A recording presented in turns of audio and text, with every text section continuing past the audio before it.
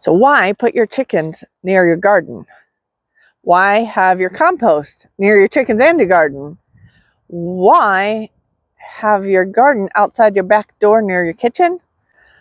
Why have your orchard near your woods? So today we're going to talk about the first permaculture principle, which is relative location. But wait, you might say the first permaculture principle, if you know anything about permaculture, isn't it just observe and interact? It actually depends on what book you're looking at and reading. I'm actually doing a whole series on Bill Mollison's book, Introduction to Permaculture. And today we're really just going to go over the first permaculture principle that's in that book, which is listed as relative location. So this basic idea is the idea of efficiency. You have different systems on your property, so you can make them more efficient or less efficient, all based on where you place them. For that matter, you could take the waste of one system and it could be the inputs in another system. And if you have them right next to each other, it just makes it a heck of a lot more efficient.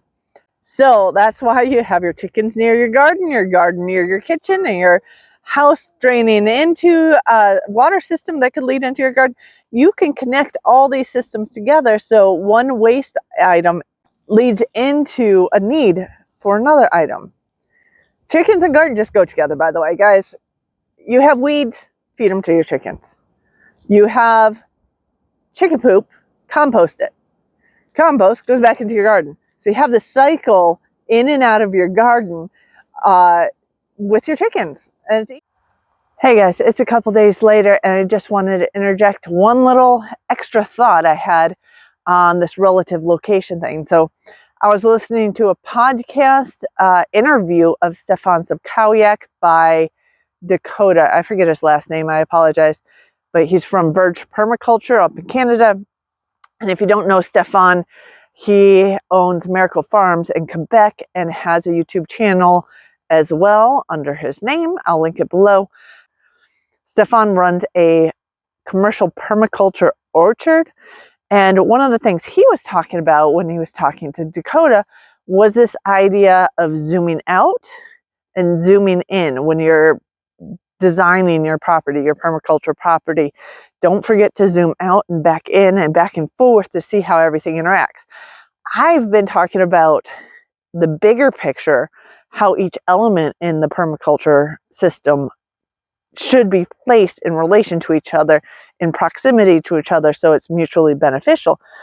But you can apply this and zoom in on a closer scale here when you're talking about companion planting in your garden, or developing guilds that go with your trees in your orchard or your food forest.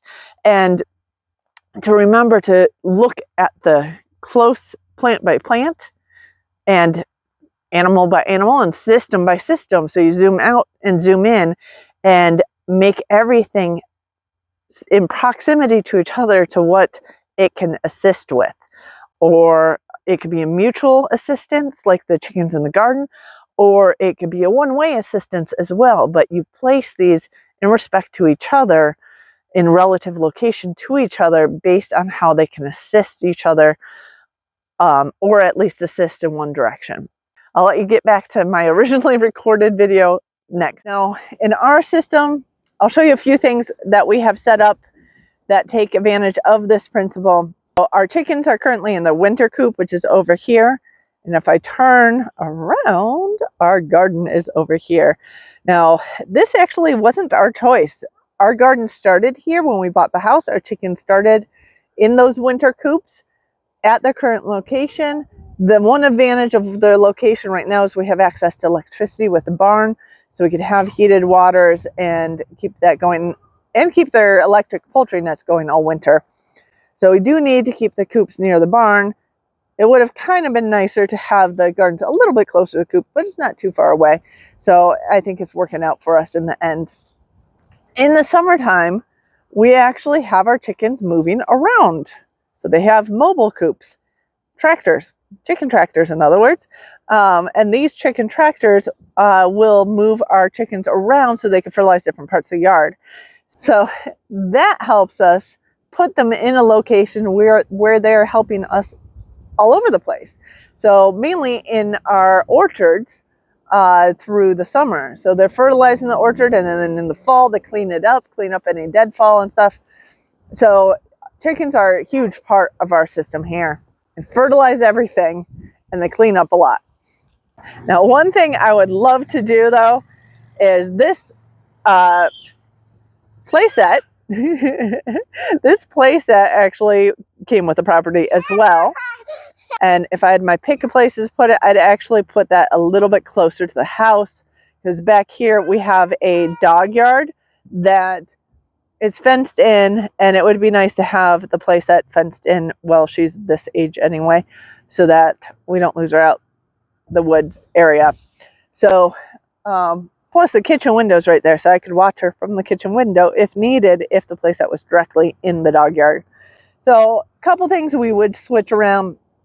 It would also be easier to have the garden near some structures so that you can harvest the rainwater off those structures into the garden. It would actually be nicer to have our garden a little closer to the house, but we have a big oak tree right there. This is the north side of our house, so it doesn't quite work out that way.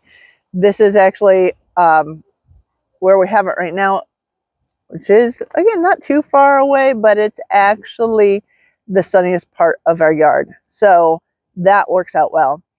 So changes I would like to make, maybe move the playscape into the backyard. That is the closest thing to our house, so that she can come in and out without my having to come in and out all the time. I can watch her from the windows.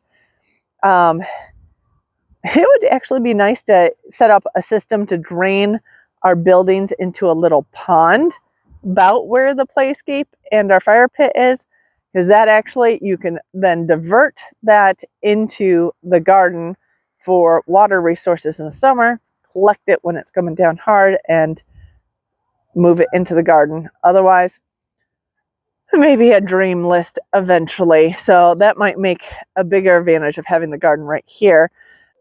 Fruit trees and nut trees are actually on the edge of the forest line. So that way we can actually use the leaves from the woods and our big oak trees to fertilize around our fruit trees and mulch that area.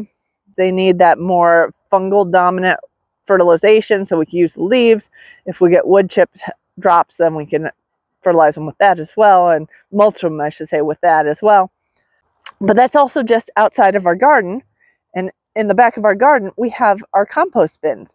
So we can use the compost for our garden or for the orchard based on where they're at. Again, we move our winter chicken run material into our garden to use for compost as well. So we got a lot of stuff going on here. Tell me how you use that first permaculture principle on your property. What things do you have near each other so that they can help each other out? And put that in the comments below. I will link to the playlist of the series so you can watch it as we add to it at the end here. And feel free to subscribe and hit the little bell so you get notifications if you want to see more videos like this as they come out. We'll see you with our next one. Take care. And chickens on one side.